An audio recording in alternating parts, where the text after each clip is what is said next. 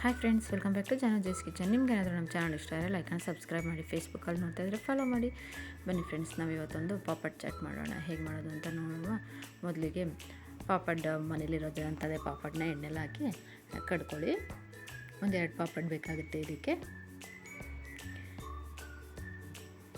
Very ಟೇಸ್ಟಿಯಾಗಿರುತ್ತೆ friends. Evening snacks ಆಗಿ, ಹಾಗೆ ಟೀ ಟೈಮ್ ಸ್ನ್ಯಾಕ್ಸ್ ಆಗಿ, ಮಕ್ಳಿಗೂ ಸ್ನ್ಯಾಕ್ಸ್ ಆಗಿ ಮಾಡ್ಕೊಳ್ಬೋದು. ಮಕ್ಕಳನ್ನು ಕೂಡ ತುಂಬ ಇಷ್ಟಪಟ್ಟು ತಿಂತಾರೆ. ಇದಕ್ಕೆ ಕ್ಯಾರೆಟು, ಸೌತೆಕಾಯಿ, ಟೊಮೊಟೊ ಹಾಗೆ ಈರುಳ್ಳಿನ ಸಣ್ಣದಾಗಿ ಕಟ್ ಮಾಡಿ ಇಟ್ಕೊಳ್ಳಿ. ಈಗ ಪಾಪಡನ್ನ ಈ ಥರ ಸಣ್ಣ ಸಣ್ಣ ಪೀಸಸ್ ಮಾಡ್ಕೊಳ್ಳಿ. ಮಸಾಲ ಪಾಪಡ್ ಇದ್ದರೆ ಅದನ್ನು ಯೂಸ್ ಮಾಡ್ಕೋಬೋದು, ಇಲ್ಲ ಈ ಥರ ಪ್ಲೇನ್ ಪಾಪಡನ್ನು ಯೂಸ್ ಮಾಡ್ಕೋಬೋದು. ತುಂಬ ಸಖತ್ತಾಗಿರುತ್ತೆ ಟೇಸ್ಟ್ ಮಾತ್ರ. ಈಗ ಇದಕ್ಕೆ ಒಂದು ಸ್ವಲ್ಪ ಈರುಳ್ಳಿ ಹಾಕ್ಕೊಳ್ಳಿ, ಸಣ್ಣದಾಗಿ ಕಟ್ ಮಾಡಿರೋದು. ಹಾಗೆಯೇ ಒಂದು ಸ್ವಲ್ಪ ಟೊಮೊಟೊ ಮತ್ತು ಕ್ಯಾರೆಟ್ ತುರಿ, ಸಣ್ಣದಾಗಿ ಹೆಚ್ಚಿರೋ ಸೌತೆಕಾಯಿ,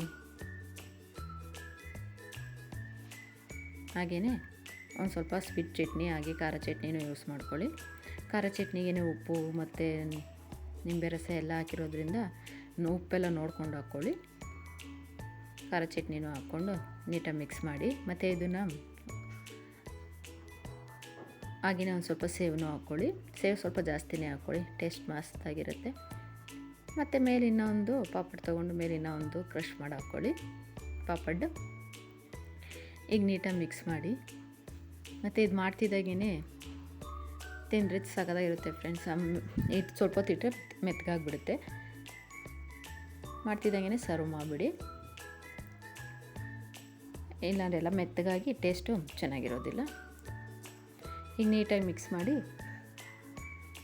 ಒಂದು ಪ್ಲೇಟಿಗೆ ಸರ್ವ್ ಮಾಡ್ಕೊಳ್ಳಿ. ಹಾಗೆಯೇ ಮೇಲೆ ಮತ್ತಷ್ಟು ಸೇವು, ಸೌತೆಕಾಯಿ ಇನ್ನೊಂದು ಸ್ವಲ್ಪ ಎಲ್ಲನೂ ಹಾಕ್ಕೊಂಡ್ರೆ papad chaat ready friends. Taste ಮಾಡೋಣ. ಸೂಪರಾಗಿದೆ ಫ್ರೆಂಡ್ಸ್. ನೀವು ಟ್ರೈ ಮಾಡಿ ಕಮೆಂಟ್ ಮಾಡಿ ತಿಳಿಸಿ. Thank you.